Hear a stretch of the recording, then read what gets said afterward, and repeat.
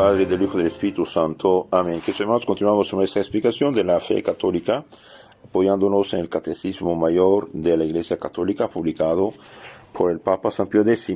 La pregunta 843 dice: ¿cuáles son las principales obligaciones de los casados? Las principales obligaciones de los casados son guardar inviolablemente la fidelidad conyugal y portarse siempre y en todo cristianamente.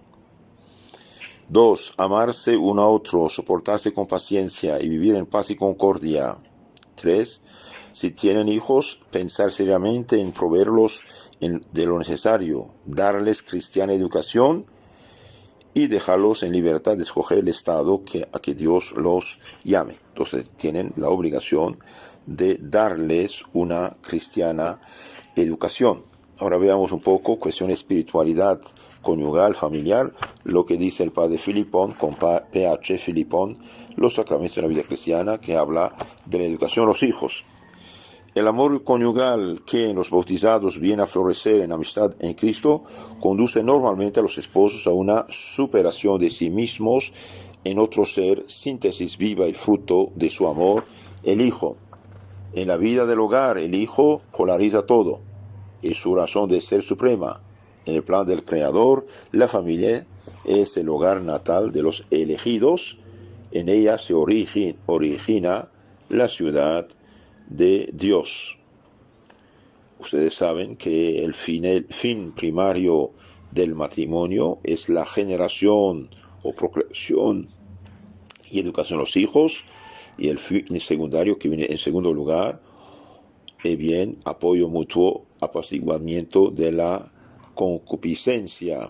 Esto dice el derecho canónico de la Iglesia y la encíclica Casti Connubii del Papa Pío XI. Veamos esto. Dios hubiera podido por sí mismo llenar el cielo con sus predestinados. Ha querido asociar al hombre y a la mujer a su fecundidad creadora. Les pide se unan con mira a una obra común en la cual cada vez las tres personas divinas se dignan intervenir ellas mismas. Toda la Trinidad está en acción en el nacimiento de los hijos de Dios. Los padres proporcionan el cuerpo, Dios es quien da el alma. Así el misterio de la paternidad y de la maternidad se hace colaboración consciente en la obra creadora de Dios. De ahí la grandeza de este acto que perpetúa la vida.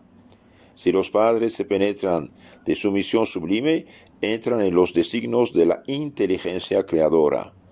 Las tres personas de la Trinidad esperan su consentimiento para desplegar su omnipotencia y hacer surgir un alma de la nada, como realizaron ellas la encarnación del Verbo, pero con el concurso del fiat de María. Entonces, cuando los esposos dan en su intimidad el cuerpo, bien, Dios Trinidad interviene en este momento y cree el alma, y de ahí la importancia de no profanar este acto conyugal. Y por esta razón, de hecho, es pecado mortal todo fraude en este asunto. Ahora, los que buscan el don de Dios, que es el gusto, el placer, y rechazan el plan de Dios, ahí es pecado mortal de onanismo. Génesis 38:9. Había un hombre en la Biblia que no quería tener hijos.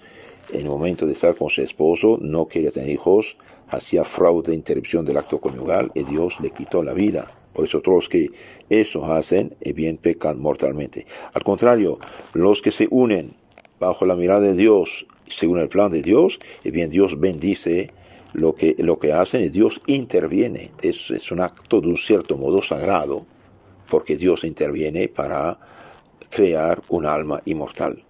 A los ojos de Dios todo es santo y santificante en esta unión de dos seres de carne que anima un mismo ideal cristiano, una misma voluntad de comunicar la vida. Hay vida, gracias Señor, no hay vida, gracias Señor. Pero los que se preocupan de tanto que, en verdad, ese sacramento es grande, ese sacramento que contribuye en la tierra al nacimiento de los hijos de Dios. La generación exige la educación como su complemento natural, Santo Tomás tiene una expresión magnífica para formular la acción educadora de los padres. Ella es una generación continuada, una generación continuada. Por eso el primer educador de los hijos es la familia. El gobierno, el Estado vienen después como complemento, suplemento, ayuda, nada más. No es verdaderamente padre o madre, sino cuando después de haber dado en la vida del cuerpo, se hacen esfuerzos para comunicar la vida del alma. En el plano sobrenatural, la educación no es sino un prolongado alumbramiento a la vida de Dios. Confiando a los padres un ser inmortal, el Creador les impone la carga de velar por el destino de un alma llamada a la visión eterna de Dios. Educar hijos es elevarlos hasta Dios, es decir, asegurarles en la tierra todos los auxilios materiales y espirituales que les son necesarios para el pleno desenvolvimiento de la gracia de su bautismo y enseñarles a conducirse en medio de los hombres como hijos de Dios, camino de la casa del Padre. Entonces, queridos hermanos, la educación cristiana de los hijos es muy importante, es sumamente importante. Tener hijos y no educarlos como Dios manda es pecado, es una desgracia. Y por esto los que procrean hijos y los abandonan, ahí pecan gravemente, pecado múltiple. En el clima cristiano, toda la obra de educación consiste, en resumen, en formar a Cristo en el alma de los hijos. Formar Cristo en el alma de los hijos. De hecho, educar viene del latín educare, entre otras acepciones, de sacar, criar, alzar, llevar. Tiene que la de elevar. Formar Cristo en el alma de los hijos es el fin de la educación. En las perspectivas actuales del plan de la redención, todo en efecto en los acontecimientos de este mundo debe contribuir a modelar a Cristo en nosotros. La familia es el lugar privilegiado para esta primera configuración con este Hijo unigénito del Padre, modelo de nuestra filiación divina. Los padres tienen la misión de procurar al recién nacido el bautismo, que hace de él una nueva criatura de Cristo, y todo el esfuerzo del medio familiar deberá tender a grabar cada vez más en el alma del Hijo esta imagen viva de Cristo. Queridos hermanos, hacer bautizar a sus hijos es dar el mayor de los regalos, es hacerlo hijo de Dios. Y los que no bautizan a sus hijos porque no tienen dinero, porque quieren hacer fiesta, porque no sé, están totalmente equivocados. Bautizarlo cuanto antes y hacer, de hecho, su primera comunión, confirmación también, cuanto antes. El naturalismo moderno, es decir, paganismo, nos ha hecho perder ese sentido profundamente sobrenatural de toda educación verdadera. Solo tiene en vista formar hombres no cristianos y no cristianos a imagen de Dios. Olvídase que el sujeto real de la educación no es un ser humano cualquiera compuesto de un cuerpo y un espíritu, sino un hijo de Dios, un redimido de Cristo. Sería, sin embargo, capital situarse con exactitud ante el estado concreto de esta humanidad pecadora que deberá elevarse hasta Dios. En particular, la ignorancia del pecado original y sus consecuencias físicas, intelectuales y morales impide a la pedagogía actual, paganizada, que obtenga éxito en el campo de la realidad. Nosotros los cristianos sabemos que el Hijo para educar lleva en sí el peso de los pecados de su raza. Noten esto. El Hijo lleva sobre sí el peso de los pecados de su raza. De todo nacimiento a la vida del Espíritu es una regeneración en Cristo. Que toda educación integral es una obra de enderezamiento, de reeducación, y que en fin no puede pensarse en el devolver al niño su completo equilibrio humano y sobrenatural, a no ser con el auxilio de la gracia redentora del Verbo encarnado, la única capaz de sanar en él todas las heridas del pecado y hacerle perfecto a imagen de Cristo. Entonces todos nacemos en el pecado original. El pecado original se borra por el bautismo, pero por desgracia queda el niño herido, inclinado al mal y al pecado. Y ahí el problema actual. Como no creen en el pecado original y muchos ni están bautizados, y los bautizados después de un tiempo viven pecado mortal, y bien están inclinados al mal y no al bien. Ese es el problema. Entonces debemos formar el cristiano en el niño y no solamente un simple hombre sin Dios. Todo en el hombre está llamado a esta configuración con Cristo, cuerpo y alma. La sensibilidad primero debe recibir esta disciplina que asegurará en todos los actos del hombre la primacía de lo espiritual. Una madre vigilante se inclina sobre todos los miembros de su hijo, aún antes de despertar de la razón. Entonces, una madre vigilante, inteligente, debe inclinarse sobre todos miembros de su hijo, aún antes del despertar de la razón. La conciencia moral ciertamente está todavía lejos de aparecer en el pequeño, pero la orientación de esta personalidad humana en germen en el niño depende en gran parte de los primeros hábitos del cuerpo. Entonces, si el niño adquiere hábitos malos, que llamamos vicios en el cuerpo, más tarde es la catástrofe. Es un axioma fundamental en psicología que la vida, aún la más espiritual del hombre, comienza y se acompaña siempre en él por la actividad de los sentidos. De ahí la importancia de la educación de los reflejos de la sensibilidad. Dos grandes virtudes cristianas tienen la misión de mantener la sensibilidad bajo el imperio de la razón y de la fe, la fortaleza y la templanza. Lejos de suprimir las pasiones, la virtud las utiliza para servir a Dios. Todo el arte de la educación, sobre todo en el periodo de la infancia y de la adolescencia, consiste precisamente en saber dirigir estas maravillosas fuerzas del alma que son las pasiones y que dan a una vida ese vuelo irresistible que realizan las grandes vidas de los héroes y de los santos. Una sensibilidad de delicadeza exquisita y de ardor exultante animaba la naturaleza de Cristo, pero todo en él, amor, tristeza, gozo, permanecía sometido a la voluntad del Padre y le servía para el cumplimiento del mandato de la redención. La templanza. La templanza somete las pasiones de nuestra sensibilidad al dominio de la razón y de la ley. En todos sus movimientos, la carne obedece al espíritu. El que adquiere esta virtud se muestra en toda acción sobrio y casto. Entonces, hermanos, esto es muy importante para el futuro de los niños, enseñarles la templanza. La templanza somete las pasiones de nuestra sensibilidad al dominio de la razón y de la ley de Dios.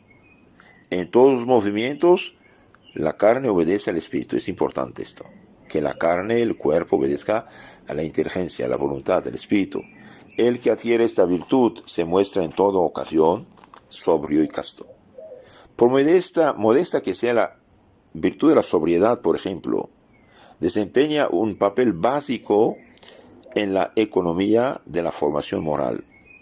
Lejos de fomentar mediante el ejemplo y la completa libertad los excesos en el comer, en el beber, una educación familiar vigilante lucha contra la gula y las formas precoces de la glotonería. Si hoy el niño lucha contra la gula, y bien más tarde se tendrá fuerza para luchar contra la glotonería.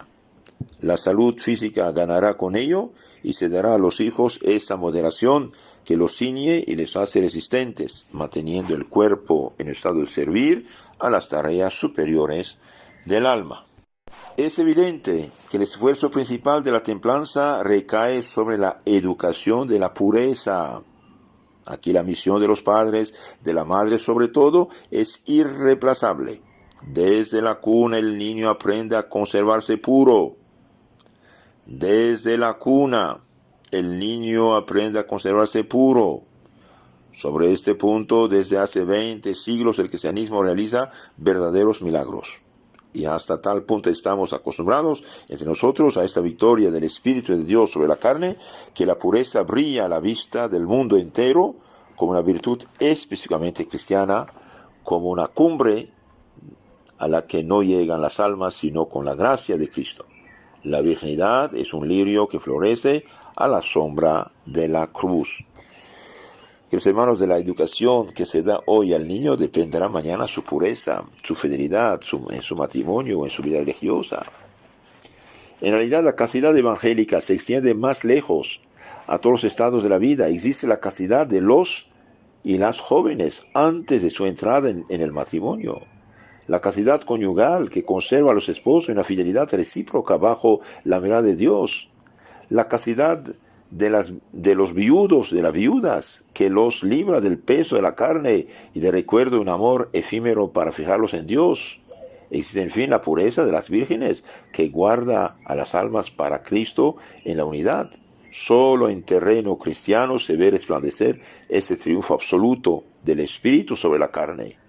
Y los sacerdotes que saben leer en las almas el secreto de la pureza tal, no se asombran de descubrir sus orígenes con la mayor frecuencia en las admirables delicadezas y gracias de preservación en un hogar cristiano. ¿Cuántas almas sacerdotales y religiosas deben a su madre, al mismo tiempo que al Cristo de su bautismo y todas sus comuniones eucarísticas, el milagro de una pureza inviolable? Entonces es importante desde la niñez enseñar la templanza a los niños, dominar la sensibilidad. También es necesaria la virtud de la fortaleza. Hay otra virtud auténticamente cristiana, de la cual muchos cristianos de nuestros días parece que ni siquiera sospecharan su absoluta necesidad. Es su misión decisiva en la vida, la fortaleza y sus virtudes anexas. Muchísimos hogares religiosos, afeminados por un ideal burgués, carecen de vigor en la formación moral de sus hijos. Parece que ya no nos acordamos que la iglesia naciente durante más de 3 siglos fue una iglesia perseguida, una iglesia de mártires. Nos hemos doblegado. En lugar de todos esos seres muelles, afeminados, ávidos únicamente de bienestar y de placer, la iglesia en marcha a menester de la familia, que la familia le proporcione caracteres resueltos y apóstoles animados de irresistible espíritu de conquista, prontos a todos heroísmos para el triunfo de la causa de Dios. La fortaleza es la virtud que más le falta a nuestra generación. Esto lo decía el padre hace casi 60 años y más. Ahora, ¿qué diría? La fortaleza es la virtud que más le falta a nuestra generación. La virtud carnal de la fortaleza tiene un inmenso campo de acción. Se extiende a todas las situaciones de la vida. 2 actos esenciales nos manifiestan su existencia. Una valentía indomable para emprender grandes cosas para la gloria de Dios. Una incansable perseverancia para proseguir en sus propósitos a pesar de todas las dificultades. El fuerte hace triunfar una causa o muere por ella. Queridos hermanos, es bueno enseñar a los niños desde chiquitos a hacer esfuerzos, a hacer sacrificios, enseñarles la caridad, la abnegación, luchar contra el egoísmo, privarse de algo. Por ejemplo, los niños de Fátima, de la Virgen de Fátima, cuando el ángel les dijo, hagan penitencia, ofrezcan a Dios sacrificios, y bien hasta daban su comida a los pobres y quedaban hasta la tarde sin comer nada. Cuando el niño que sabe que por el hecho de privarse de algo agrada a Dios, consuela a Jesús y da gusto a Jesús, y bien hará esfuerzos. Y cada esfuerzo que hace hoy, y bien mañana será una victoria más grande contra las tentaciones y los pecados. La grandeza de ánimo y la valentía se relacionan con el primer tipo de las virtudes anexas que permiten a la fortaleza desplegarse con toda libertad en su movimiento de conquista. La magnanimidad nos libra de la mezquindad y de las estrechez de horizontes. Entonces, enseñar al niño a ser generoso, a ser grande, a ser caritativo, no mezquino, no egoísta. Ella mira con amplitud.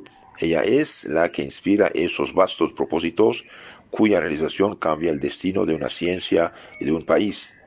El alma magnánima quisiera poder ayudar a la Iglesia y al mundo entero a salvarse del mal y de la mediocridad. para elevarse hasta Dios. Es decir, un alma magnánima bien quiere salvarse y salvar el mundo entero del mal y de la mediocridad. El carácter de catolicidad de nuestra religión debería hacernos amar una virtud tan bien hecha para secundar los horizontes inmensos de nuestra fe. ¿Por qué ha sido preciso que una timidez culpable y el miedo a la acción nos hayan mantenido durante tantos años alejados del gobierno del mundo y un conservadurismo perezoso y congelado? Hoy, por ejemplo, un puño de desconocidos, un puño de gente con ideas falsas toman las riendas de países católicos. ¿Por qué? ¿Dónde están los católicos? ¿Por qué no se animan a trabajar para tener leyes cristianas, gobierno cristiano, civilización cristiana? ¿Por qué un puño de desconocidos, de ateos, de pecadores? ¿Por qué tienen la rienda de nuestro destino? Mire lo que dice aquí el Padre, y tiene razón. ¿Por qué ha sido preciso que una timidez culpable y el miedo a la acción nos hayan mantenido durante tantos años alejados del gobierno del mundo en un conservadurismo perezoso y congelado? Gran número de padres y educadores cristianos, sobre pretexto de humildad y de recato, han paralizado en el alma de sus hijos el sentido de la audacia y del esfuerzo que necesitan los apóstoles encargados por Cristo de conquistar el mundo. Es tiempo que ya de volver a encontrar en este punto el verdadero espíritu del Evangelio y de adquirir conciencia definitivamente de que Cristo ha venido a la tierra a traer no una languida paz, sino la espada. Solo la violencia, entre comillas, es decir, la audacia de la fe y la intrepidez de los santos arrebatan el reino de Dios. San Mateo 11:12. Entonces hace falta, que los hermanos, tener ambición. Eso de ir, vayan, prediquen, enseñen, bautizan a todas las naciones, esto en primer lugar se dice a los católicos, no a las sectas. Mire, un puño de pobre gente atrapada por una secta que acaba de nacer, cuánto daño hacen, y los católicos se cruzan de brazos, no miden el peligro. Hace falta enseñar la audacia de la fe y la intrepidez de los santos para reconquistar el mundo para Cristo. Es muy cierto que no es la Iglesia tan magnánima en su acción misionera la que ha introduce a los católicos a retirarse de la acción y a replegarse en el aislamiento. Por el contrario, escuchamos su voz que nos invita a la acción católica, que nos urge a restablecer a Cristo en todos los medios sociales y a luchar contra todas las formas del mal para la reconstrucción de una nueva cristiandad. No basta emprender grandes cosas, es preciso perseverar también, no dejarse desviar del deber, ni por las amenazas, ni por los placeres, ni por las dificultades, ni por los reveses. Hay que mantenerse hasta el fin. La fortaleza reviste entonces su forma suprema, que es el espíritu de sacrificio hasta la muerte. Enseñar a los niños y nosotros mismos practicar el espíritu de sacrificio. ¿Hay algo más cristiano? Todo el Evangelio nos pregona, nos explica que el discípulo de Cristo debe cada día tomar su cruz y seguir a su Señor. Es importante que desde la infancia se habitúe al pequeño a este espíritu de sacrificio, quinta esencia del cristianismo, alma de toda santidad. Entonces, queridos hermanos, el espíritu de sacrificio es la quinta esencia del cristianismo, alma de toda santidad, de todo triunfo. Una educación recia en el mayor de todos los beneficios. Muy pocos padres hablan a sus hijos el lenguaje viril que hace a los pueblos fuertes y fieles a Dios, si es menester hasta el martirio. Sin embargo, nada grande se hace en la tierra si no es con sacrificio. Nada grande se hace en la tierra si no es con sacrificio. Más que nunca el mundo moderno, mundo paganizado, hundido en su materialismo, ávido de placer, tiene necesidad de aprender de la familia cristiana ese sentido de inmolación total que constituye la grandeza de toda una vida. En resumen, queridos hermanos, para que los niños crezcan desde chiquitos hace falta formarlos, hace falta educarlos, hace falta enseñarles el espíritu de sacrificio, no mimarlos, los que miman a sus hijos están perdidos. Hace falta luchar contra la gula, contra el egoísmo, Una educación familiar vigilante lucha contra la gula y todas las formas precoces de la glotonería para evitar los vicios, especialmente de impureza que van a venir después. Es evidente que el esfuerzo principal de la templanza recae sobre la educación de la pureza. Entonces necesitamos cristianos fuertes. Cristianos fuertes, ¿por qué? Porque la virginidad es un lirio que florece en la sombra de la cruz, de la abnegación, de la fortaleza. Y los cristianos deben tener la ambición de conquistar el mundo para Cristo y formar hijos no mezquinos, no egoístas, no orgullosos y tontos, sino abnegados, fuertes, capaces de ir hasta el sacrificio de la cruz como Cristo lo hizo. Y el mundo necesita realmente cristianos fuertes para luchar contra esta apostasía.